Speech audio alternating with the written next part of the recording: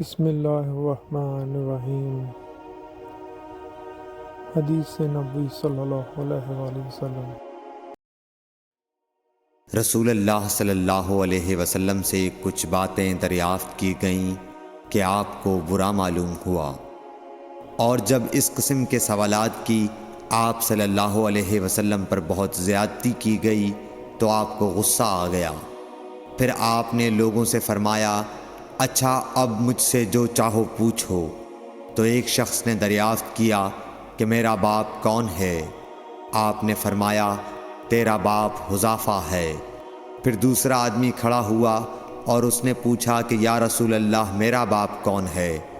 آپ نے فرمایا کہ تیرا باپ سالم شیبہ کا آزاد کردہ غلام ہے۔